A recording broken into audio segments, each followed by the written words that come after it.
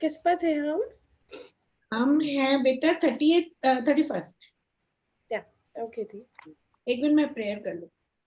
हाँ जी। ओम सहना भवतु सहनौ भुनक्तु सह वीर्यं करवावहै तेजस्विनावधीतमस्तु मा विद्विषावहै। ओम शांति शांति शांति। 31st से शुरू करेंगे बेटा। स्वधर्मम् अपि च अवीक्ष्यन् अविकम्पितम् अर्हसि धर्मात् हि युद्धात् श्रेयः अन्यत् क्षत्रियस्य न विद्यते। Moreover, considering your own duty also, you should not waver, because for a warrior, nothing else is greater than a righteous war. तो अब वो ये बोल रहे हैं कि धर्मात् ही युद्धात् श्रेयः। श्रेयः क्या होता है? श्रेयस और प्रेयस दो चीजें होती है। श्रेयस क्या होता है? हम अपने लिए जो अच्छा काम जो कर सकते हैं उसको बोलते हैं श्रेयस। तो अच्छा काम जो हम अपने लिए कर सकते हैं वो क्या होता है? हम अपने लिए जो कर सकते हैं वो सबसे बड़ा और अच्छा काम होता है स्वधर्मम अपि च अवक्ष्य, यानी कि स्वधर्म, अपने धर्म को हम अगर उसको हम मानते हैं, उसको हम पूरे विधि विधान के साथ में अपने स्वधर्म को मान करके चलते हैं, तो हम अपने लिए सबसे भला काम कर सकते हैं। प्रभु ये कहते कि इससे भला और कोई काम तुम कर ही नहीं सकते, क्योंकि जो एक ये जो इंसान ही है उसके पास ये शक्ति है कि वो अपना भला सोच सके, और किसी जानवरों में ये शक्ति नहीं होती कि वो अपना भला सोच सके। जानवरों को क्या होता है, वो तो सिर्फ भय के कारण भाग जाते हैं, वो अपना भला सोचने के लिए नहीं भागते। उनको जहाँ खाना मिल गया, खाने की उनको भूख लगी, खाना उन्होंने खा लिया। उनको ये तो नहीं होता कि मेरे को आज के लिए इतना खाना है, कल के लिए रखना है, परसों के लिए मुझे इकट्ठा करके रखना है। जानवर तो नहीं सोचते हैं, उनको भूख लगी, उन्होंने खाना खा लिया, है ना। तो वो एक श्रेयस जो होता है, यानी कि अपना खुद का भला खाली एक इंसान ही सोच सकता है, जो हर तरीके से कैलकुलेट करता है कि आज मैंने इतना पैसा कमाया तो मैंने इतने का इतनी सेविंग करनी है, ये मैंने यहाँ खर्च करना है, इस पैसे को मैंने ऐसे उपयोग करना है, इसको मैंने ऐसे करना है। ये इंसान कर सकता है, जानवर नहीं कर सकते। तो अब प्रभु ये कहते हैं कि सबसे बड़ा श्रेयस तुम्हारे लिए क्या है कि तुम किसी भी तरह से इस पूरे चक्र में से बाहर निकलो। कौन सा चक्र? कि तुम्हारा जो बारी बारी जन्म हो रहा है और तुम्हारी मृत्यु हो रही है, इस चक्र में से बाहर जब तक नहीं निकलोगे तुम अपना भला नहीं कर पाते। एक तो ये होता है कि आपने, भाई हम जैसे दूसरों का भला करते हैं, हम ये कहते हैं कि हमारा कुछ लोग होते हैं जिनकी ये बुद्धि कहती है कि हम पैदा हुए हैं तो हमें दूसरों का भला करना चाहिए, सबके साथ मिल करके रहना चाहिए। ये बहुत अच्छी बात है, वो तो कह रहे हैं कि इसमें तो कोई वो नहीं है कि तुम दूसरों का भला करो। आपने किसी को पीड़ा में देखा, आपने देखा कि कोई मजदूर है, वो बेचारा काम नहीं कर पा रहा, आप गए उसको हाथ लगा दिया, बहुत अच्छी बात है। लेकिन कहते हैं कि तुम दूसरों का भला करो, बहुत अच्छा है, लेकिन सबसे बड़ा स्वधर्म होता है जो सबसे ऊपर होता है धर्म। वो होता है कि मैं अपना कल्याण केवल तभी कर पाऊंगा जब मैं इस जीवन जीने और मरने के चक्र में से बाहर निकल पाऊंगा। वो मेरे लिए सबसे बड़ा धर्म है। दूसरों की आप हेल्प करो, मदद करो, उससे आपको पुण्य मिलेगा, लेकिन इस जन्म और मृत्यु के चक्कर में से बाहर आने के लिए आपको पुण्य की जरूरत तो है, लेकिन केवल एक ज्ञान ही है जो आपको इस चक्कर में से बाहर निकल सकता है। ठीक है, तो क्या, और वो ज्ञान क्या है कि मेरा शरीर तो नश्वर है, शरीर ने तो चले जाना है, लेकिन आत्मा मेरी अनश्वर है। आत्मा मेरी हर समय ऐसी थी, ऐसी है, ऐसी रहेगी। ये शरीर पहले न था, सिर्फ अभी के लिए है, और बाद में ये चला जाएगा। दोबारा से इसको शरीर, आत्मा को जो है दोबारा से कोई और शरीर लेना पड़ेगा। आत्मा केवल एक ही है, एक ही स्थायी है। ठीक है, जो इस बात को समझ जाता है कि मैं आत्मा हूं और मेरा शरीर तो है वो जाने वाला है, वो तो चला जा रहा है, वो तो हर एक सेकंड में जीर्ण होता जा रहा है, खत्म होता जा रहा है, हर एक सेकंड मेरा शरीर खत्म होता जा रहा है। मैं अपने आप को कैसे बचाऊं? वो ऐसे बचाऊं, मैं अपना कल्याण करूं। मैं अपना कल्याण कैसे करूं कि मैं खुद को इस जन्म और मृत्यु के चक्कर में से बाहर निकालूं।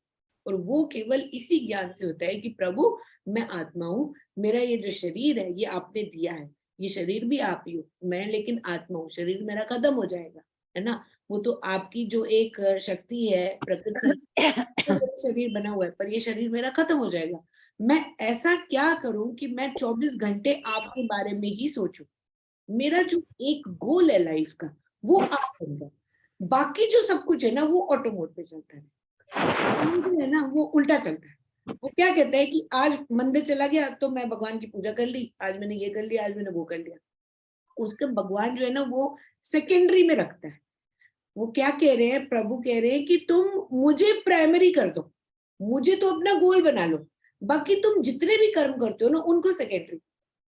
तो जितने भी कर्मों को तुम सेकेंडरी कर दोगे, अब सेकेंडरी करने का क्या मतलब होता है। अब देखो एक चीज है, एक मतलब एक सोचने की चीज है। हम ये कहते हैं आपको कि मंदिर जाना चाहिए, ठीक है, अब इस बात को मानते हो कि मंदिर जाना चाहिए। हम आपको ये नहीं कहते कि मंदिर आपको इसलिए जाना चाहिए कि आपको वहां पर भगवान को ढूंढना है। हम ये नहीं कहते, भगवान तो आपके अंदर है, भगवान को ढूंढने के लिए आपको मंदिर जाने की जरूरत नहीं है। भगवान को ढूंढने के लिए मंदिर इंसान नहीं जाता, लेकिन मंदिर जाने का जो प्रधान, जो प्रावधान हमारे शास्त्रों में दिया गया है वो दो चीजों की वजह से दिया गया। नंबर एक, आप अपनी अंतकरण शुद्धि करने के लिए जाओ। जब आप मंदिर जाते हो तो आप परिक्रमा करते हो, आप भगवान की पूजा करते हो, आप ये कहते हो कि प्रभु मेरे सारे पाप कर्मों को नष्ट कर दो, ठीक है। तो ये आपके लिए एक आपके अंतकरण शुद्धि तक पहुंचने का एक रास्ता है। नंबर टू, जब हम मंदिर जाते हैं तो हम भगवान से उनकी शक्तियां लेने के लिए जाते हैं। हमारे मंदिर जो है वो इसलिए नहीं बने हुए कि वो ऐसे ही उठा करके उन्होंने पत्थर को मूर्ति बना दिया, नहीं। उनकी स्थापना जब की जाती है मूर्तियों की, उनके अंदर सारे वेद मंत्र पढ़े जाते हैं, उनको सिद्धि दी जाती है। ऐसी थोड़ी बोलते हैं कि हम ये सिद्धेश्वर हैं, शक्तिपीठ है, हमारे मंदिर है, वो क्यों इतनी ऊंचाइयों पर बने हुए होते हैं, क्यों आप पैदल चल करके इतनी ऊपर जाते हो। वो इतनी ऊंचाइयों पर इसलिए बने हुए होते ताकि नॉर्मल हम लोग जो जो भी कर्म कर रहे हैं उसकी गंदगी भगवान तक ना पहुंचे, इसलिए भगवान के मंदिरों को ऊंचा बनाया जाता है। बड़े बड़े कठिन रास्ते होते हैं, चार धाम की यात्रा हो गई, वैष्णो देवी हो गई, क्यों है हमारे मंदिर इतने ऊपर, इसलिए ताकि वो जो सिद्धियां उनको भगवान की तो सिद्धि खुद ही है, लेकिन हम जिन सिद्धि से उनकी वहां पर स्थापना करते हैं उन सिद्धियों को प्राप्त करने के लिए इंसान मंदिर जाता है। कहते हैं कि मुझे आप अपनी पावर्स दो, मुझे शक्तियां दो प्रभु, ताकि मैं अपना भी भला कर सकूं, मैं दूसरों का भी भला कर। और आप एक चीज बिल्कुल बहुत अच्छे से समझ लो, आप दूसरों की हेल्प कर सकते हो, दूसरों का भला तब तक नहीं कर सकते जब तक आप खुद का भला नहीं कर सकते, है ना। सबसे पहले प्रभु मेरा भला कर ताकि मैं दूसरों का भला कर सकूं, पहले मेरे शरीर को स्वस्थ रख ताकि मैं दूसरों को स्वस्थ रखूं। अभी कोरोना आया था तो क्या हुआ था, डॉक्टरों ने क्या किया, डॉक्टरों ने सबसे पहले खुद लिए ना इंजेक्शन, कि वो खड़े होंगे तभी तो जाकर के दूसरे मरीजों का इलाज करेंगे। हमारी गवर्नमेंट ने क्या किया, सबसे पहले बोला कि डॉक्टरों को इंजेक्शन लगा दो, क्यों, क्योंकि वो खड़े होंगे तभी तो दूसरों का इलाज कर पाएंगे, नहीं ना। उन्होंने ये नहीं बोला कि नहीं डॉक्टरों को बाद में लगाएंगे, इन वो तो इलाज कर ही रहे हैं तो दूसरों को पहले देते हैं, नहीं। इसलिए पहले हमें खुद का भला करना है। खुद का भला हमें कैसे करना है कि प्रभु चाहे कुछ भी हो जाए मुझे अब दोबारा वापस नहीं आना इस चक्र में। जब आपने एक बार ये ठान लिया ना कि मुझे दोबारा पैदा होना ही नहीं है, तो आपका अगले जन्म का जो बीज है वो खत्म हो गया। आपने एक बार ये ठान लिया कि मेरे को कुछ भी हो जाए, मेरे को तो दोबारा पैदा होनी ही नहीं, मेरे पैदा होने की कोई इच्छा ही नहीं है। आप चाहे मेरे को पूरी धरती का राजा ही क्यों ना बना दो, लेकिन मेरी तो इच्छा ही नहीं कि मैं पैदा हूँ।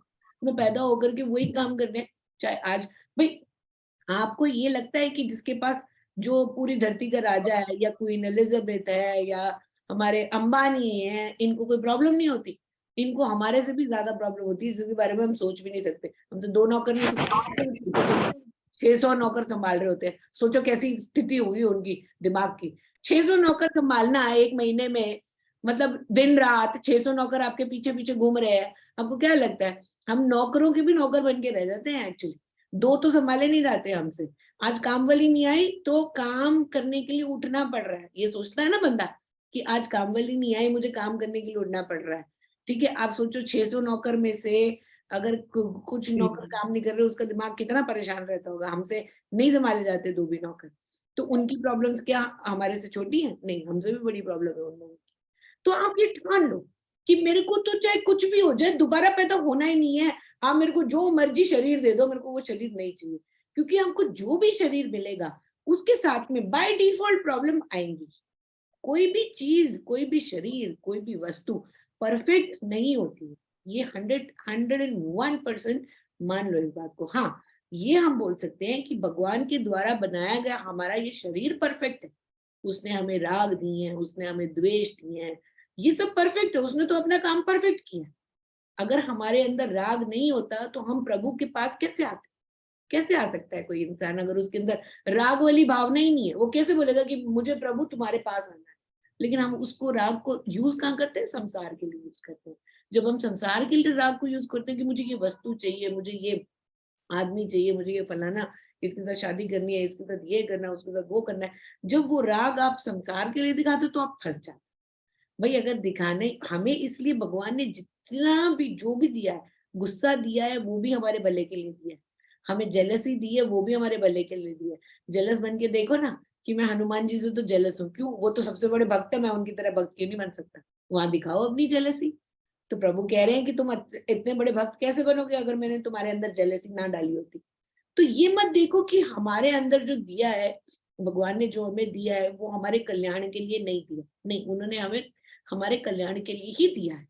और इंसान हर तरीके से, क्योंकि भगवान ने हमें बनाया है खुद से भगवान ने बनाया है, खुद को यूज करके बनाया है, अपने आप को मटेरियल से हमें बनाया है, तो हमारे अंदर कोई फॉल्ट नहीं होता। केवल फॉल्ट हमें दूसरों में तब नजर आता है, हमारी अपनी खुद की अपनी कमजोरियों की वजह से हम दूसरे के अंदर फॉल्ट देखते हैं। हमारे को दूसरे के अंदर फॉल्ट तभी नजर आता है क्योंकि हम अंदर से बहुत कमजोर है।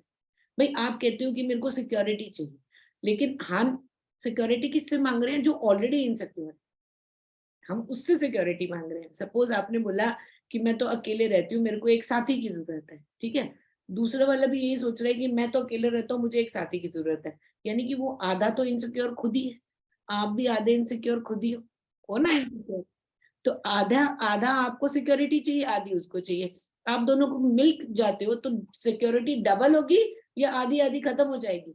भाई आप एक दूसरे को सिक्योरिटी दे रहे हो या आप और एक दूसरे को इनसिक्योर बना रहे हो? एक्चुअली में आप दोनों एक दूसरे को इनसिक्योर बना रहे हो, क्योंकि आधी सिक्योरिटी दूसरे को पूरी सिक्योरिटी दे ही नहीं सकती। आपने ये सोचा कि मैं अकेला हूं तो मैं शादी कर लूं, उससे मेरा अकेलापन दूर हो जाएगा। दूसरा बंदा भी ये कह रहा है कि मैं अकेला हूं, मैं शादी कर लूं, मेरा अकेलापन भी दूर हो जाएगा। लेकिन जब दोनों मिल जाते हैं तो उसके बाद में क्या होता है? वो एक दूसरे की अच्छाइयां नहीं देखने, बुराइयां देखनी शुरू कर देते हैं। उसके बाद में क्या होता है? हाँ, अकेलापन तो जाए भाड़ में, उसके बाद में युद्ध स्थल बन जाती है जिंदगी पूरी की पूरी, कि तेरे अंदर ये कमी और मेरे अंदर ये कमी, मेरे अंदर ये अच्छाई और तेरे अंदर ये कमी। आप अपने आप को उसके साथ में कंपेयर करना शुरू कर देते हो, तो इनसिक्योरिटी जो आपकी पहले होती है वो और भी ज्यादा बढ़ जाती।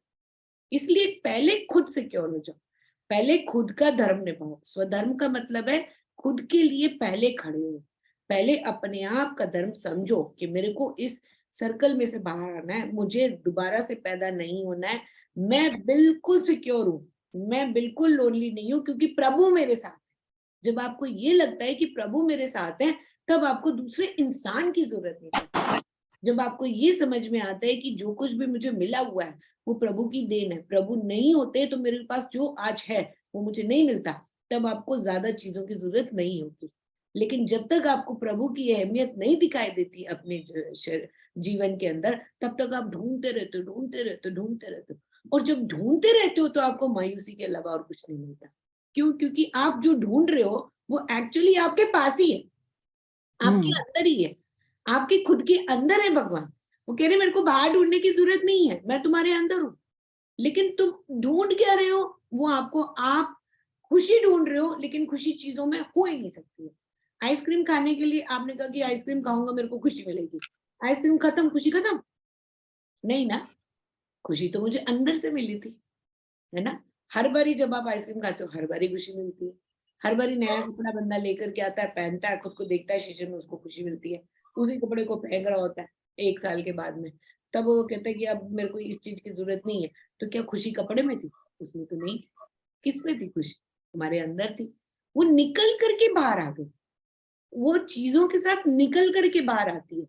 अब प्रभु कहते हैं जब तुमने मेरे को ही अगर अपनी खुशी बना लिया, तब तुम्हें वस्तुओं के अंदर खुशी ढूंढने की जरूरत ही नहीं पड़ेगी।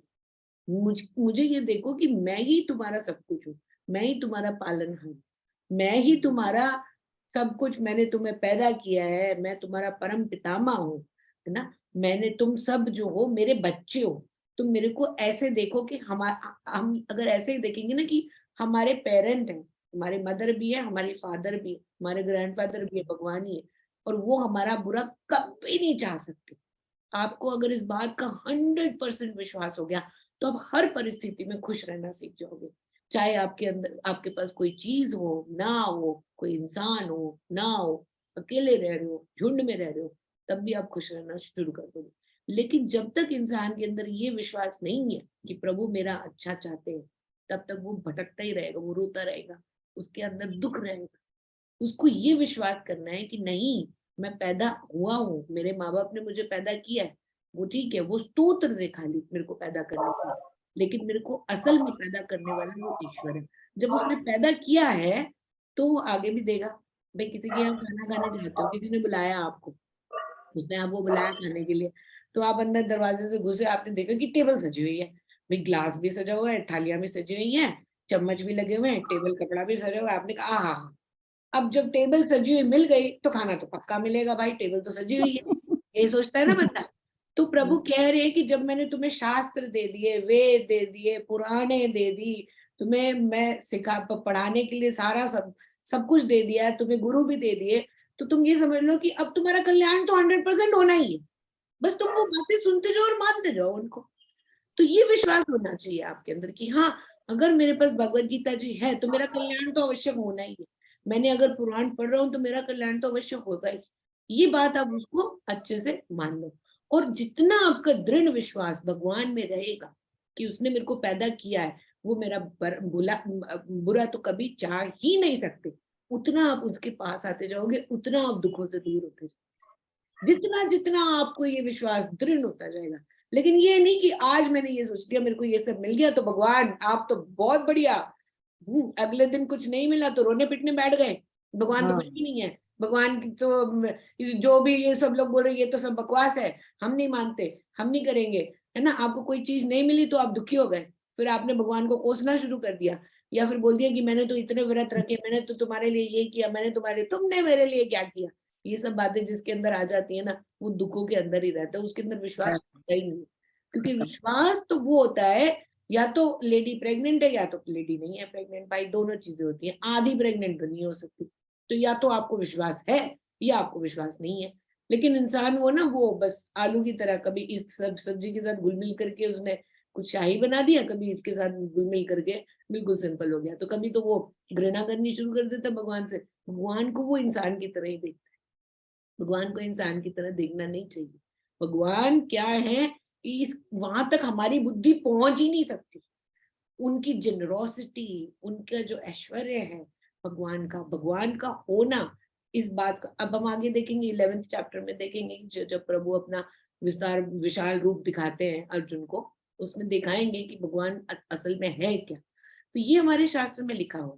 प्रभु कह रहे हैं कि जब मैंने तुम्हें शास्त्र दे दिए, तुम्हारी टेबल सज गई है, अब तुम्हें मोक्ष तो पक्का मिलेगा ही, खाना तो तुम्हें पक्का मिलेगा ही। बस तुम विश्वास करो कि हाँ, अगर टेबल सजी हुई मुझे मिल गई है तो मेरे को पक्का 100% विश्वास है कि आज खाना मिलने वाला है। ठीक है। तो वो यही कह रहे हैं कि अपना स्वधर्मम को पहचानो। मेरा स्वधर्म क्या है, मुझे वो देखना है। पहले मैं खुद का भला करूं, और मैं पहले खुद के लिए मोक्ष मांगू, मैं इस जीवन चक्र में से बाहर निकलने का रास्ता ढूंढूं, फिर मैं दूसरों को इस चक्र से बाहर निकालने का रास्ता दिखा सकता हूँ, मैं सबको समझा सकता हूँ। ठीक है। Next will see 32nd verse देखते हैं।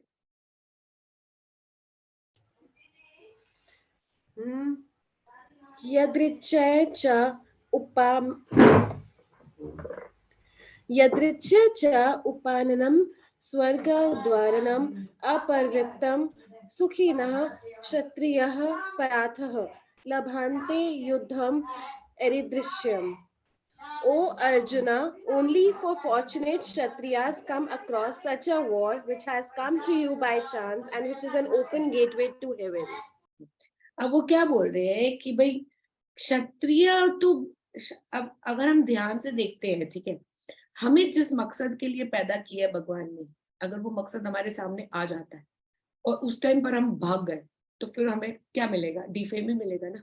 लोग तो यही कहेंगे ना कि ये तो भाई जब इसको मौका मिला तब तो इसने कुछ बड़ी बड़ी बड़ी बातें करता था, बड़े बड़े वो बोलता था कि मैं तो ये भी कर लूंगा, मैं तो वो भी कर लूंगा, मौका आया तो निकल गया, भाग गया, है ना, तब तो कुछ कर नहीं पाया, भाग गया यहाँ से। तो कह रहे तुम क्षत्रिय रूप में पैदा हुए। क्षत्रिय धर्म क्या है कि मुझे किसी भी हाल में लड़ाई करनी है, मुझे तो युद्ध करना है। अच्छा, क्षत्रिय तुम क्यों बन के पैदा हुए? अब यहाँ अर्जुन से पूछा जाए, अर्जुन की खुद की इच्छा होगी तभी वो क्षत्रिय बनेगा। हमारा जो अगला जन्म का जो बीज है वो हमारी इच्छाएं डालती हैं। तो अर्जुन की खुद की इच्छा थी कि वो क्षत्रिय बन के पैदा हो, इसीलिए वो क्षत्रिय बन के पैदा हुआ। कहते जब तुम खुद की इच्छा से क्षत्रिय बन के पैदा, क्योंकि हम पैदा दूसरों की इच्छा से, मतलब 1% चांस होता है अन्य इच्छा का, लेकिन वैसे जो हमारा खुद की जो डिजायर्स होती हैं हमें अगला जन्म उसी के बेसिस पर ही मिलता है। तो तुम्हारी खुद की इच्छा थी तो इसकी वजह से तुम क्षत्रिय बने। अब क्षत्रिय बन के जब तुम आए हो, तुम्हारे सामने युद्ध आ गया बाई चांस, तुमने तो नहीं मांगा था कि मैं युद्ध करूंगा। भाई पांडवों ने क्या मांगा था कि हमें 5 गांव दे दो। उसने कहा था पांडवों ने कि हमें 5 गांव दे दो, हमें कुछ नहीं चाहिए, आप इंद्रप्रस्थ भी रख लो, हस्तिनापुर भी रख लो, केवल 5 गांव, हम उसमें संतुष्ट हैं। तो उस टाइम पर दुर्योधन ने क्या कहा था कि मैं तुम्हें ये सुई की नोक जितनी जमीन भी नहीं दूंगा। तुम गांव की बात कर रहे हो, मैं सुई की नोक जितनी जमीन भी तुम्हें नहीं दूंगा, अगर तुम्हारे अंदर हिम्मत है तो तुम आकर के लड़ो मुझसे। उसने बुलाया था अर्जुन को लड़ने के लिए, अर्जुन ने तो नहीं कहा था कि मैं जाऊंगा। इसलिए इसमें भगवान कह रहे हैं कि ये जो है ना, ये बाई चांस युद्ध का आ गया तुम्हारे सामने, तुमने नहीं ठानी थी कि मुझे युद्ध करना है, लेकिन आ गया है तो इसने स्वर्ग का पूरा रास्ता ही तुम्हारे लिए खोल दिया। क्योंकि क्षत्रिय का धर्म सबसे बड़ा यही होता है कि मैं युद्ध में लड़ाई करूं। अब हम खुद के धर्मों को देखते हैं, हमारा धर्म क्या है, हम अपने धर्म को देखते हैं कि हमारा धर्म क्या है, एज एन इंडिविजुअल हमारा क्या धर्म है जिसके साथ हम पैदा हुए हैं। हमारे अलग अलग धर्म है, हमारा ब्राह्मण का धर्म हो सकता है, क्षत्रिय धर्म हो सकता है, हमारा ब्राह्मण का धर्म हो सकता है, शूद्र का धर्म हो सकता है, वैश्य का धर्म हो सकता है, अलग अलग धर्म हो सकते हैं हमारे, ठीक है। लेकिन सबसे ऊपर जो धर्म होता है, जिससे हम एक वर्ड यूज होता है हमारा शास्त्रों में, जिसको बोलते हैं द्विजहा। द्विजहा मीन्स ट्वाइस बोर्न, 2 बारी पैदा होना। आप जिस भी धर्म में पैदा हुए हो आप उसका पालन करो। ब्राह्मण में पैदा हुए तो ब्राह्मण धर्म का पालन करो। लेकिन इन चारों धर्मों में एक चीज कॉमन है कि चारों को एक मौका मिलता है कि आप खुद के लिए पढ़ाई करके, अब हम सब ब्राह्मण बनने के लायक होते हैं, चाहे आप क्षत्रिय हो, चाहे आप वैश्य हो, चाहे आप शूद्र हो, आप सबको चांस मिलता है कि आप पढ़ाई कर सकते हो, शास्त्रों को पढ़ सकते हो और अपने लिए मोक्ष का द्वार खोल सकते हो। ये सबको चांस मिलता है। और आप पढ़ो और उसके बाद पढ़ाओ, पहले खुद का कल्याण करो फिर दूसरों का कल्याण करो, ठीक है, उसको द्विजा बोलते हैं। अब यहाँ प्रभु ये कह रहे हैं कि देखो तुमने तो मांगा नहीं था कि मैं युद्ध करूं, तुमने तो कहा नहीं था कि मैं युद्ध करने के लिए, अब मैं युद्ध करना चाहता हूँ। तुमने तो केवल यही बोला था कि मेरे को दे दो 5 गांव, हम तो खुश हैं उसमें। लेकिन उसने बोला सामने से युद्ध चल के आया है, जब युद्ध चल के आया है तो तुम ये सोचो कि अब तुम्हारे लिए तो स्वर्ग का द्वार खुल गया भाई, युद्ध खुद चल के आया, अब तुम यहाँ पर लड़ो ताकि तुम्हें स्वर्ग प्राप्त हो। नहीं तो लोग क्या करेंगे, लोग तुम्हारे पीठ पीछे हाय हाय करेंगे कि बड़ी बड़ी डींगे मारता था, बड़े बड़े काम, मैं तो ये भी कर लूंगा, मैं तो वो भी कर लूंगा, अब देखो जब आ गया सामने मौका तो कुछ भी नहीं कर सकता, है ना। तो इसलिए जब आपके पास, आपके सामने वो चांस आए कि आपको अपने धर्म का प्रसारण करना है तो आपको हर तरीके से मिलकर के करना चाहिए।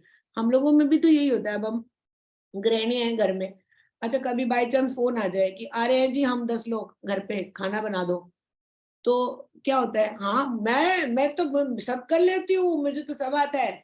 उससे हम बड़ी बड़ी बड़ी फड़ियां मारते हैं, जैसे एक फोन आ जाए ना कि 10 लोग आ रहे हैं फटाफट खाना बना दो, वहीं गिग्गी वाली बंद हो जाती कि भैया 10 लोग आ रहे हैं कैसे बनाएंगे खाना इतनी जल्दी, मेड भी चली गई, अभी तो कोई है भी नहीं, सारी चॉपिंग भी करनी पड़ेगी, आटा भी गूंदना पड़ेगा, चावल भी बनाने पड़ेंगे। उस टाइम पर पूरा हाथ में आ जाता है कि नहीं अब तो मेरे बस का नहीं है, ये तो बड़ा मुश्किल काम आ गया भैया मेरे सामने। तब आप अपना धर्म निभाना खुशी खुशी कि कोई बात नहीं जी, आ रहे हो आप, आ जाओ, हम कर लेंगे। क्यों? क्योंकि मेरा धर्म तो यही है, मैं तो गृहिणी हूँ, मेरा धर्म ही खाना का बना करके खिलाना है आपको। आप 1 लोग आओ, 10 आओ, 20 आओ, लेकिन मेरा धर्म तो यही है। खुशी खुशी अगर आप उसको करने के लिए तैयार हो जाते हो, that means you are a right warrior, यानी कि आपने अपने लिए स्वर्ग का द्वार खोल दिया। लेकिन उस टाइम पर अगर बिगी बिल्ली बन गए तो फिर क्या होगा? तो नाम भी बदनाम हो जाए, है ना? ये तो बड़ी डींगे मारते थे, हम तो खाना बनाना बड़ा अच्छा जानते हैं, हम तो ये भी बहुत अच्छे, देखो क्या हो गया, अब भाग गए, हो गया खत्म, नहीं कर पाए। तो जब भी हमें कोई भी चांस मिलता है अपने धर्म को दिखाने का कि हाँ मैं, आप ऑफिस जा रहे हो प्रियंका, बॉस ने बोल दिया कि ये काम करो, है उस टाइम पर ये लगता है कि बड़ा मुश्किल है, कैसे होगा, कैसे नहीं है, लेकिन भाई नौकरी करने का धर्म आपने तो खुद चूज किया है ना? वो तो आपने, इट इज बाय चॉइस कि हाँ मुझे तो नौकरी करनी ही है। जब नौकरी करनी है तो उसके बाद जब काम आ रहा है तो उसको हंसते खेलते करो as a challenge, yes I have to do this. जब इंसान अपने धर्म का पालन करने लग जाता, और हमारा धर्म कोई बहुत बड़ी चीज के बारे में हम बात नहीं कर रहे, छोटी छोटी चीजों के बारे में बात कर रहे हैं। लड़की के लिए खाना बनाना, ससुराल का ध्यान रखना, उसकी शादी हो गई, सबका ध्यान रखना, खाना बनाना, घर में देखना सब काम ठीक से हो रहा है नहीं हो रहे, मेड्स का ध्यान रखना, ये धर्म है हमारा। जो ये इससे इससे बड़ा और कोई धर्म है ही नहीं। और धर्म की कोई बड़ी लंबी चौड़ी परिभाषा थोड़ी होती है कि ये लिखा हुआ है कि तुमने ये भी करना है, तुमने वो भी करना है, तुमने ये भी करना है, वो ऐसा कुछ नहीं करना, तुम्हें कुछ नहीं करना, सिर्फ जो आपको आपको काम मिले हुए हैं आपको वही करने हैं बस। तो जो चीज आपने, जिसकी रिस्पॉन्सिबिलिटी ले ली, आप उसको करो ढंग से, हंसते हंसते करो, उसको एज अ चैलेंज करो, तो फिर स्वर्ग के द्वार आपके लिए अपने आप ही खुल जाते हैं, है ना? तो जो गृहिणी जिसने सोच लिया कि हाँ मैं तो गृहिणी बन करके आई हूँ, तो मेरा धर्म है कि मैंने घर को संभालो, संभालो हंसते हंसते, खुल गया स्वर्ग का द्वार आपकी। आपने कोई बिजनेस शुरू करा तो आप बिजनेस को एज अ चैलेंज लो, यहाँ मैंने शुरू किया है, मेरे को जो भी हो, अब चाहे ठंड लगे चाहे बारिश हो, दुकान खोल करके तो बैठना ही है, सोच रहे हो तो फिर करो उसको, और पूरे उसके साथ में करो, एंथुजियाज्म के साथ में करो कि हाँ ये मेरा धर्म है, मुझे तो करना है। तो जो भी आप काम कर रहे हो उसको अपना धर्म बना करके करो ढंग से, वही है बस, इससे बड़ा तो कुछ है नहीं। और कोई धर्म की लंबी चौड़ी परिभाषा कहीं नहीं लिखी हुई, पूरे शास्त्र आप खोल काल करके देख लो, आपको ये नहीं कह रहे कि आपको सब कुछ छोड़ छाड़ करके जा करके संन्यास लेना ये आपका धर्म है, कोई नहीं कहता आपको कि संन्यास आपका धर्म है। ये आपको नहीं कह रही है भगवत गीता, भगवत गीता जी यही कह रही है कि जो काम आप कर रहे हो उसको एज अ चैलेंज लो, तो आपका स्वर्ग का द्वार। निभाना है अपनी। ठीक है, नेक्स्ट 33 लेते हैं।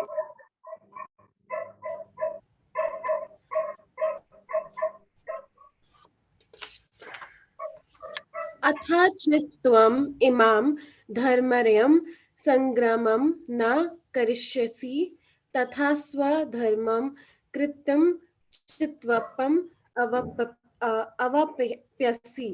On the other hand, if you do not fight this righteous war, then forsaking your duty and honor, you will incur sin. तो कह रहे हैं कि अब भाई अगर जब ये धर्म के नाम पर तुम्हारे सामने वॉर आ गया है कि मेरे को लड़ाई करनी है, अगर तुम लड़ोगे नहीं तो फिर तुम क्या करोगे? फिर तो तुम पाप की भागीदारी बन गए ना, फिर तो तुम्हारे पल्ले पाप ही आएगा, और क्या आएगा? भाई धर्म के नाम पर अगर हम वहां पर उस टाइम बिगी बिल्ली बन करके भाग गए, हमने उसको फेस नहीं किया, तो हमारे पल्ले तो फिर पाप ही पड़ेगा।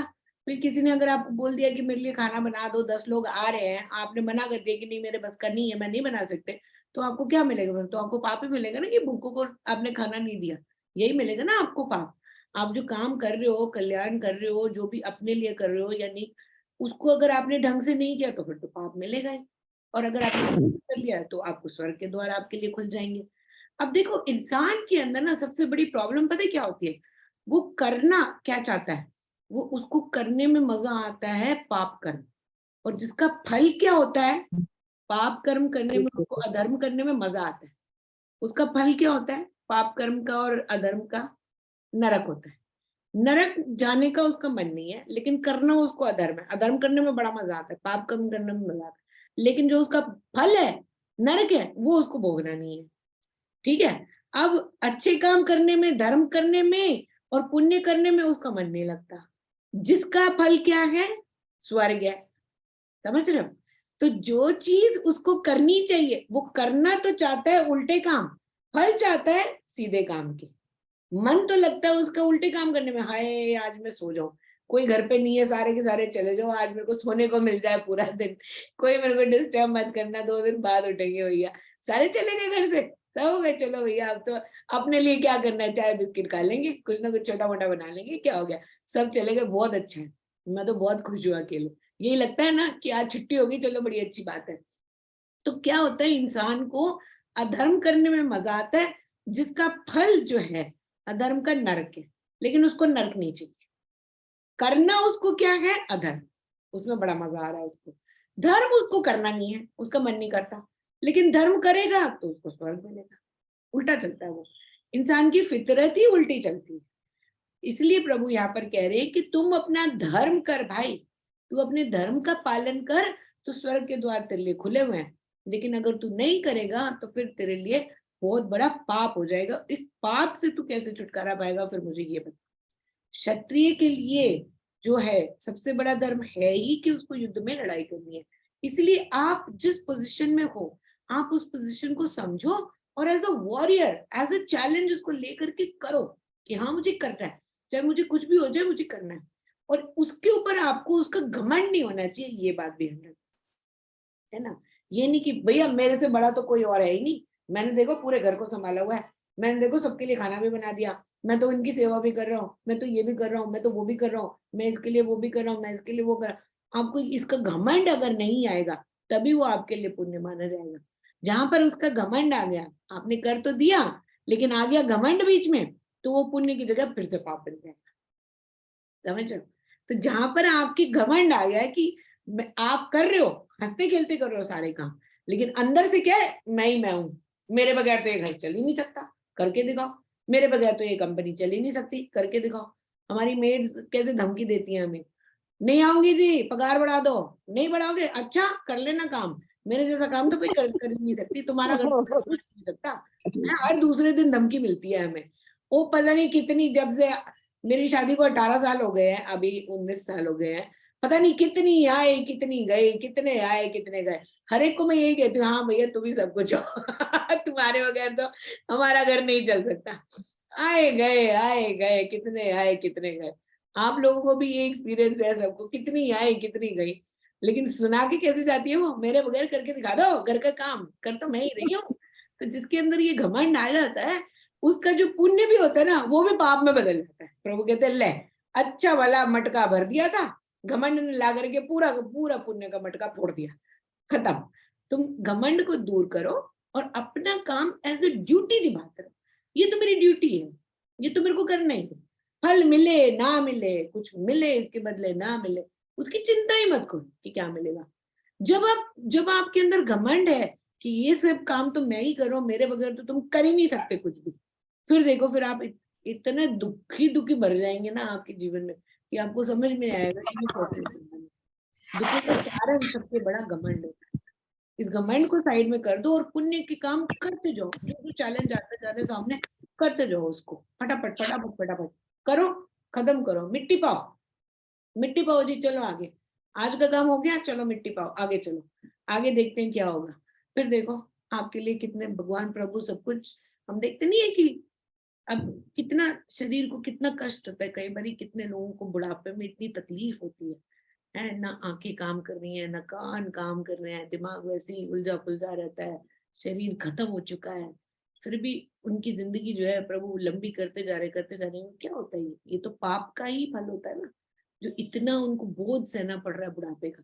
तो कुछ लोग होते हैं कि बुढ़े हो गए, उनका शरीर स्वस्थ है, प्रभु ने आकर के फटाफट उनके प्राण निकलवा दिए कि ले भैया मैं तेरे ऊपर एक एहसान कर देता हूँ, तेरे जीते जागते ही, तेरे अभी घूमते फिरते ही शरीर को अलग कर दिया, उनका भला हो गया एक तरीके से, है कि नहीं। अच्छे हंसते खेलते थे, बुढ़ापे में अकेले हो गए, अब कोई पूछने वाला नहीं है, लेकिन शरीर चल रहा है। प्रभु की अगर कल्याण उनको मिल गया, पुण्य उन्होंने अच्छा किया था, तो ऐसे हंसते खेलते चले जाएंगे वो। नहीं तो क्या करेंगे, पाप किए होंगे तो खुद को भी कष्ट मिलेगा, दूसरों को भी कष्ट दे करके जाएंगे, है ना। अपने अगले जन्म का फिर एक फॉर्मेट बना करके चले जाते हैं। क्यों? क्योंकि वो इस जन्म में कर भी नहीं पाए। इसलिए आज से ही शुरू कर दो, अभी से ही शुरू कर दो कि मेरे को जो है अपना धर्म निभाना है, इसके बदले में मुझे कुछ भी नहीं चाहिए, और मुझे धर्म निभा करके, और इसका मुझे घमंड भी नहीं है, क्योंकि घमंड होना ही नहीं चाहिए किसी भी चीज का। आपको घमंड किस चीज का क्यों हो? शरीर प्रभु ने दिया, दिमाग प्रभु ने दिया, बुद्धि प्रभु ने दी, मन प्रभु ने दिया, सारे काम वो कर रहे हैं। हमें घमंड किस बात का कि हम 2 मिनट हाथ चला दिए? बनाने वाला वो, करने वाला वो, सेवा वो कर रहा है, हमने खाली करची लानी है। उसके अंदर घमंड हो गया कि मुझसे बड़ा कोई है नहीं। आपने खाली ऑफिस की 2 फाइलें करनी है, उसमें घमंड हो गया कि मुझसे बड़ा कोई है नहीं। करने वाला वो, भाई वो शरीर नहीं देता तो कहाँ से कर्म करते हैं? वो बुद्धि नहीं देता तो कहाँ से कर्म करते हैं? वो नहीं देता आपके अंदर दिमाग तो कैसे कर्म करते हैं? वो तो खुद ही कर रहा है सब कुछ। हमने तो खाली करची ला रहे हैं ऊपर से, उसके अंदर भी हमें घमंड आ जाता है। तो घमंड का तो एक्चुअली हमारी लाइफ में कोई जगह ही नहीं है ही नहीं कहीं पे भी। उसको तो बस पोटली में बांध करके फेंक दो, उसको डस्टबिन में डाल दो, खत्म। तेरी जरूरत नहीं है मुझे। मेरे को सिर्फ अपना काम करना है और करते जाना है, करते जाना है, करते जाना है। सोचना ही नहीं कि कल क्या होगा, कल क्या नहीं होगा। क्यों? क्योंकि तुम ही हो जब करने। ये शरीर भी तुम चला रहे हो, मेरा आगे का रास्ता भी तुमने चलाना है। यहाँ तक ले आए हो, अगले दिन भी तुम ही ले आओ, आगे भी तुम ही लेकर के जाओ। कैसे ले जाते हो वो तुम्हारी मर्जी। तो ये सोच करके जब हम करते हैं तो हमारे पुण्य के जितने भी द्वार है वो सारे खुल जाते हैं। ठीक है, आगे नेक्स्ट पढ़ेंगे।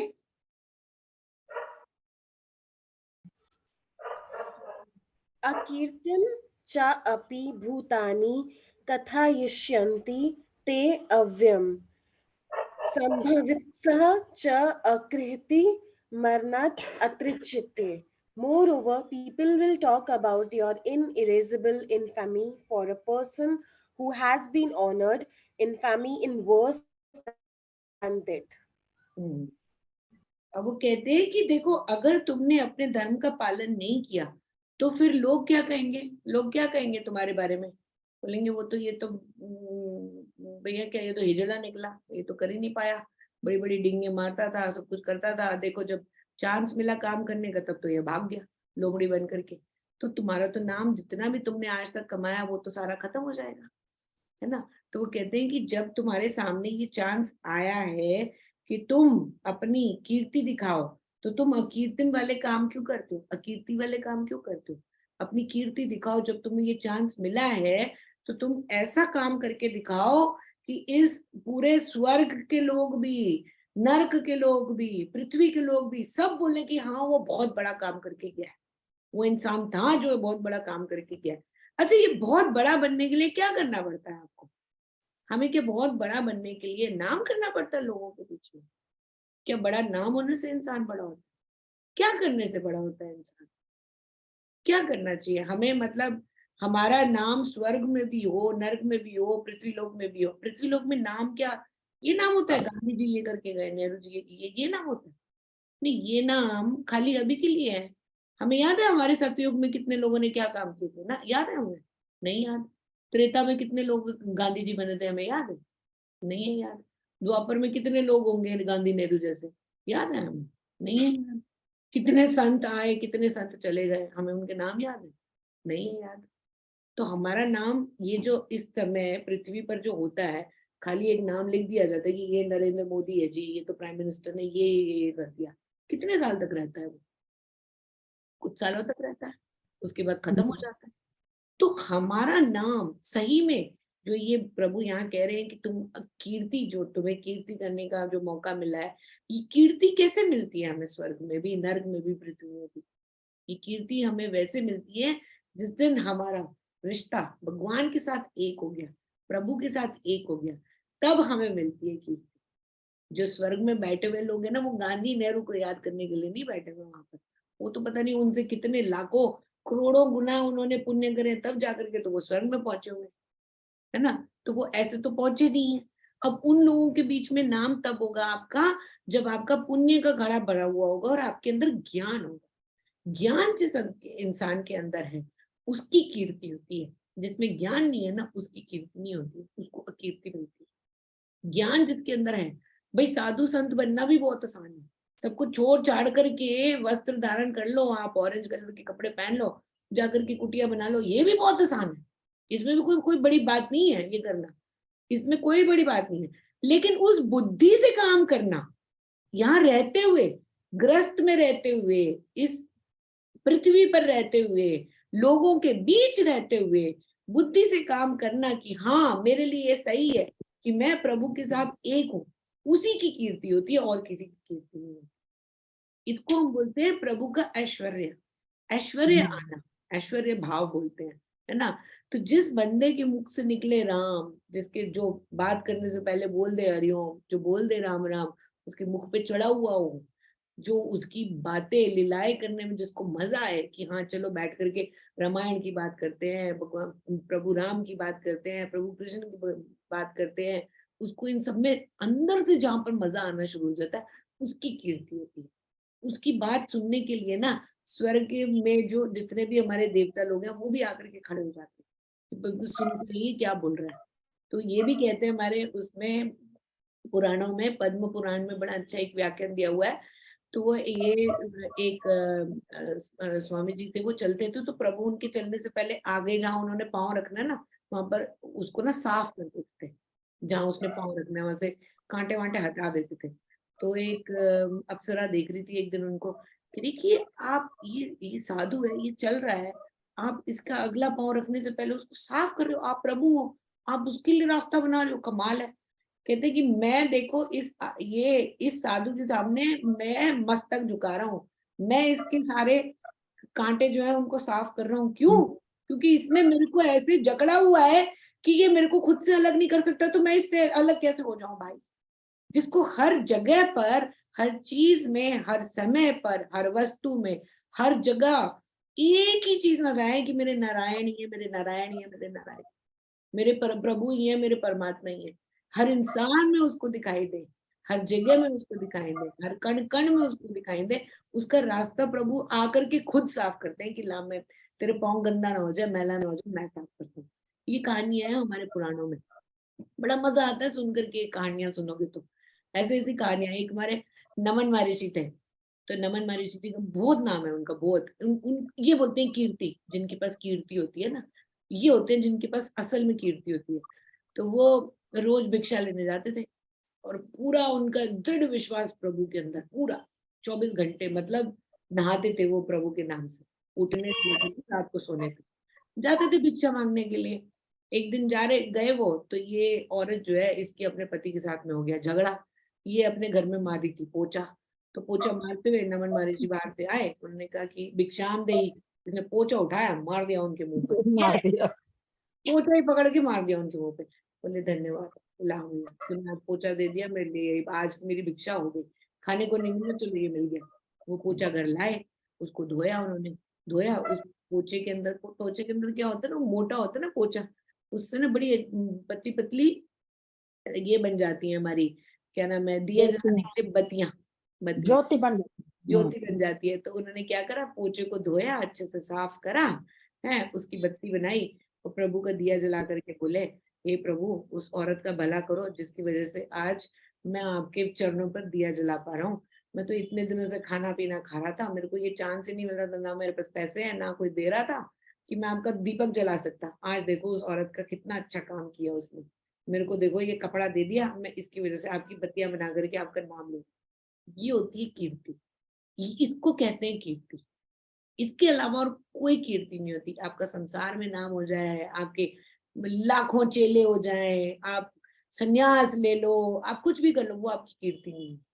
कीर्ति वो है जहां प्रभु खुद आकर के आपका हाथ पकड़ के कहते हैं कि रुक जा बालक, ये मत कर, मैं तुझे रोकता हूँ, या चल मेरे बच्चे आगे चल, तेरा रास्ता मैं साफ करूंगा। जहां प्रभु आ जाए ना आपका कल्याण करने के लिए, वो आपकी कीर्ति है। तो इसलिए यहाँ पर वो कहते हैं कि तुम कीर्तिमान बनो।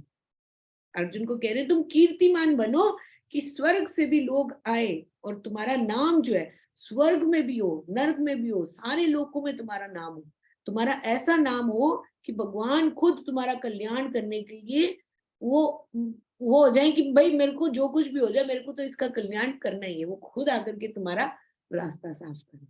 ठीक है, that is called Kirti. 35th words will take.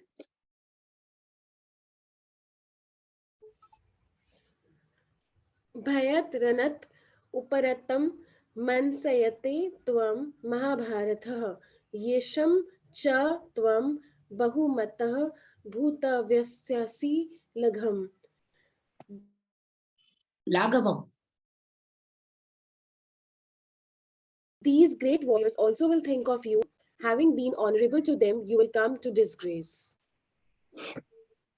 तो अब वो क्या कह रहे हैं कि अर्जुन एक बात बता, अभी तक तो तू बड़ा अपने आप को योद्धा समझ रहा था कि मैं इससे लड़ूंगा, मैं पशुपात अस्त्र भी लूंगा, मैं यहाँ भी जाकर के लड़ाई करूंगा, स्वर्ग में भी जाकर के मैं लड़ूंगा.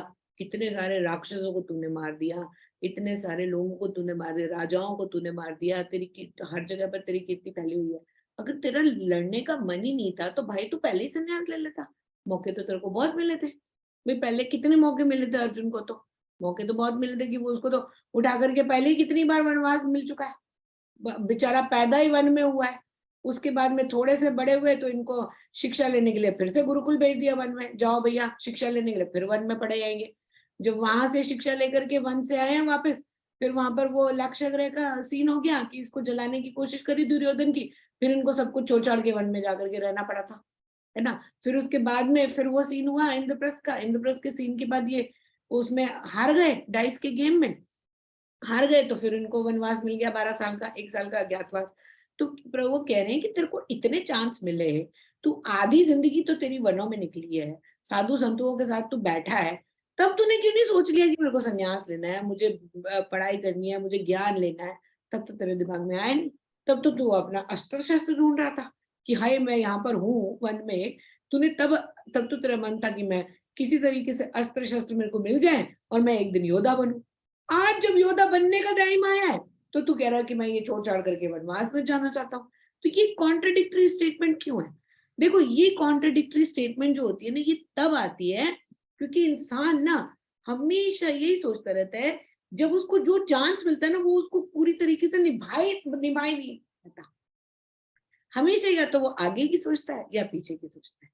पहले मेरे साथ ये हो गया, पहले मेरे साथ वो हो गया, पहले मेरे साथ इसने ये कर दिया, उसने वो कर दिया, ये होता तो मैं ऐसा कर लेता, वो होता तो मैं ऐसा कर लेता. या फिर वो आगे की सोचता है, कल ये हो जाएगा, परसों ये हो जाएगा, मुझे ये मिल जाएगी तो मैं वहां चला जाऊंगा, वो हो जाएगा तो फिर मुझे ये मिल जाएगा. आज में तो वो जीता ही नहीं है कि नहीं? जो आज के अंदर जो नहीं जीता है इंसान, उसके साथ में क्या होता है? ये मेरा हैंग तो नहीं कर रहा है, सुनाई दे रही हूँ मैं? हाँ चेती. हाँ आ रहा है आवाज, आवाज आ रही है. आवाज आ रही है? नहीं, इसमें हैंग कर रहा है ये वाईफाई. तो कह रहे कि जो इंसान आज में नहीं जीता, उसको आधा टाइम तो वो ये सोचता है कि मैं पहले ये कर लेता तो मेरे साथ ये हो जाता, फिर आगे के बारे में सोचता है, फ्यूचर में मुझे ये करना है, आगे मुझे ये करना है, प्लानिंग करता है 24 घंटे उसके साथ. आज को तो वो यूज ही नहीं करता. तो वो प्रभु समझा रहे हैं अर्जुन को कि अर्जुन तो एक बात बता, जब तेरे को वन में रहने का चांस मिला था तब तूने ये नहीं सोचा कि आज मुझे चांस मिला, मैं ज्ञान हासिल कर लूं, इतने सारे साधु संतों के बीच में मैं रह रहा हूँ. तब तो तूने कहा कि मेरे को कल युद्ध करने के लिए जाना है, मेरे को उसकी तैयारी करनी चाहिए. तो तू यही सोचता रहा, तू हमेशा अपने पास्ट के बारे में सोचता रहा कि इन लोगों ने मेरे साथ ऐसा किया, एक दिन चांस आएगा मैं इनको दिखाऊंगा. तो तू तब तो युद्ध की तैयारी में लगा हुआ था. फिर तू तब पहले पास्ट की बात भी सोचता था, फ्यूचर की भी सोचता था. तब अगर तू ये सोच लेता कि मेरे को ज्ञान हासिल करना है तो तेरे को यहाँ तक पहुंचना ही नहीं पड़ता, फिर तो तू साधु संत बनकर घूम रहा होता. लेकिन तूने ये नहीं सोचा ना, क्यों?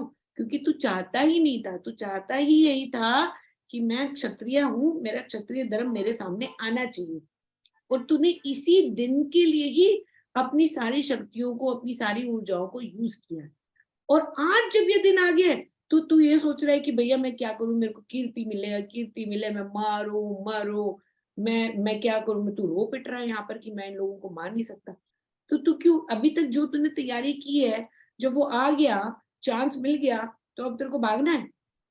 ये तो वो कहते हैं ना, खिला पिला करके उसको हम कुत्ते को पाल रहे होते हैं, भौंकने का टाइम आता है तो वो मुंहने चला जाता है. वो बात है, बड़ी मानवीय कहावत है. खिलाते पिलाते रहते हैं हम अपने कुत्ता जो पालते हैं ना, तो उसको खिला रहे हैं पिला रहे हैं, जो भौंकने का टाइम आया, चोर अंदर घुस रहे हैं, तो वो दुबक के भाग गया कि भैया मैं तो नहीं भौंकूंगा. वही बात है कि जब चांस आया आपको दिखाने का कि हाँ मैं अपनी कीर्ति हासिल कर लूं और ये युद्ध का मैदान है, ये तो मेरा धर्म है, तो तब तुम भागने की बातें कर रहे हो। अब भागने से क्या फायदा? वो तो इससे तो कोई फायदा होगा ही नहीं। और वो कह रहे हैं कि देखो ये जितने भी ग्रेट वॉरियर्स, अब ये तुम्हारे सामने भीष्म खड़े हैं, द्रोण खड़े हैं, कृपाचार्य खड़े हैं, ये सारे जितने भी इतने बड़े बड़े वॉरियर्स खड़े हैं, उन्होंने आज तक यही वेट करी है कि हमें अर्जुन का युद्ध देखना है, हमें अर्जुन के साथ लड़ना है। ये लोग क्या बोलेंगे कल को कि हमने तो इतने टाइम वेट करी कि अर्जुन आकर के एक दिन हमें दिखाएगा कि उसने क्या क्या इकट्ठा किया है, हमने इसके साथ इतना बुरा किया फिर भी इसने इतनी सारी शक्तियां इकट्ठी की हैं, एक दिन देखेंगे अपनी शक्तियों का कैसे उपयोग करता है। ये तो वेट कर रहे हैं तब से। तो तुम अब भागना चाहते हो, अब तुम भाग करके तुम्हें क्या मिलेगा? जब तुम्हें ये चांस मिला है तो तुम इस चांस को अच्छे से यूज करो। दिखाओ उस भीष्म को, दिखाओ उस द्रोण को, दिखाओ उस कृपाचार्य को कि हाँ तुमने मेरे साथ बुरा किया था, लेकिन फिर भी मैंने अपने आप को जो है इतना काबिल बनाया कि मैं आज तुम्हारे साथ युद्ध करने के लिए तैयार हूँ। तुम ये मत सोचो कि मैं तुम्हारे साथ युद्ध नहीं कर सकता। तो इंसान अपनी पूरी जिंदगी ना हम क्या करते रहते हैं, हम चीजें इकट्ठी करते रहते हैं, लेकिन और ये सोचते हैं कि एक दिन आएगा मैं उसको दिखाऊंगा।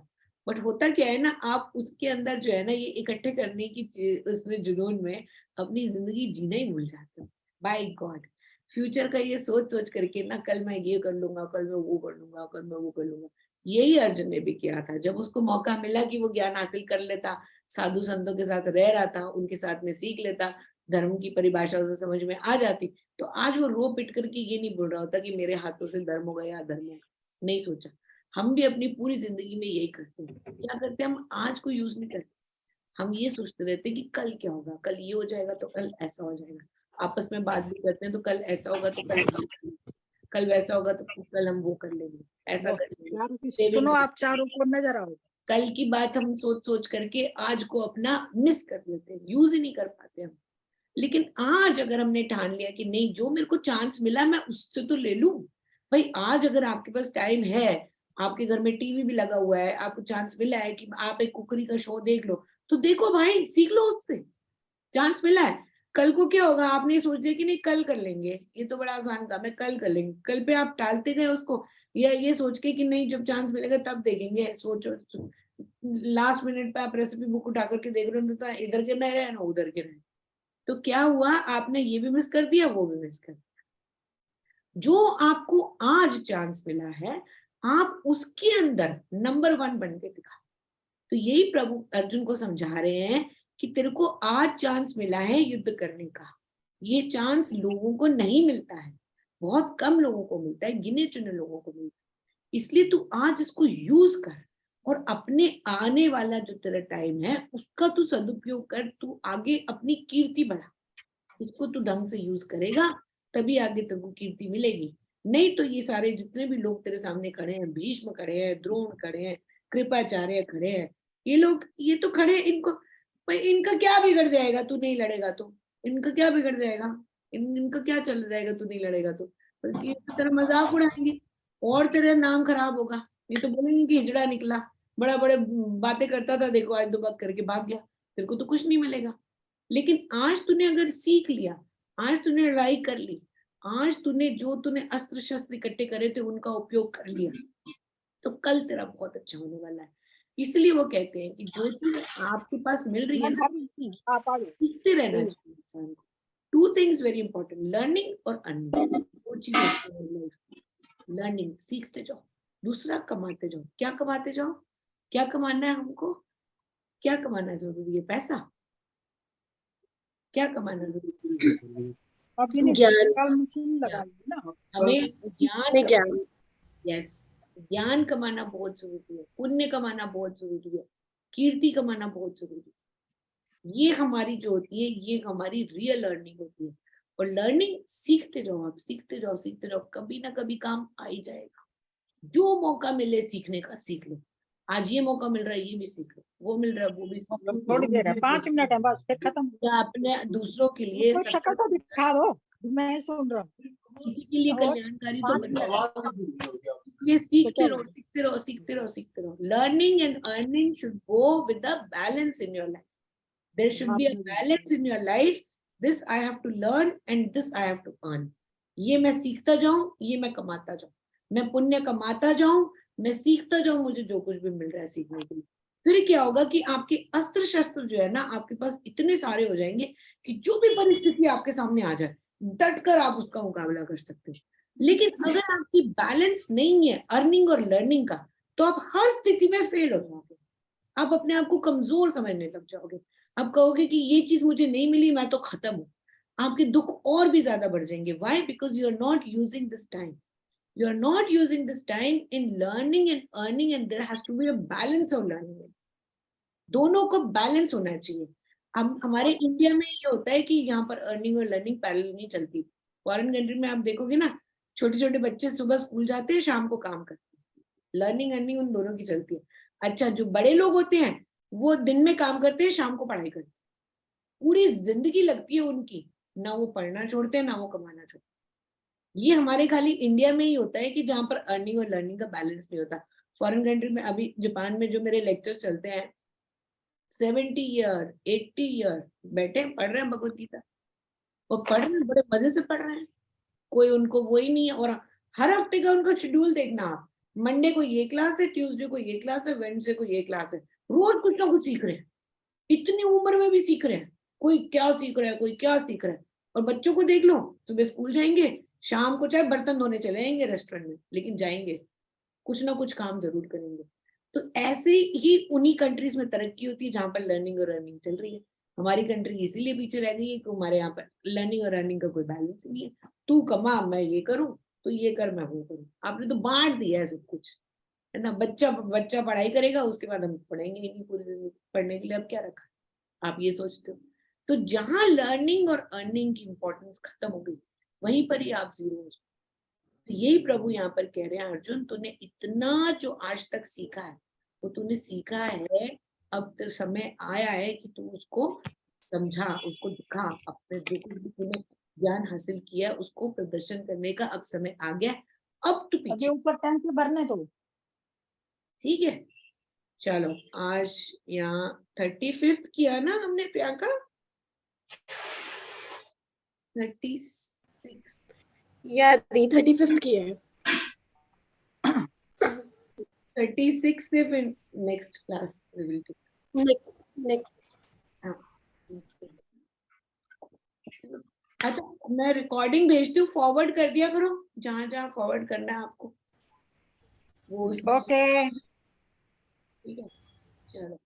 ओम पूर्णमदः पूर्णमिदं पूर्णात् पूर्णमुदच्यते पूर्णस्य पूर्णमादाय बोलने हैं आपको इसको। पूर्णमेवावशिष्यते। ओम शांति शांति शांति। ओके, हरिओम। हरिओम। बाय। हरिओम। Thank you. बाय। बोलने बाय कर दो, आप भी बाय कर दो। बाय।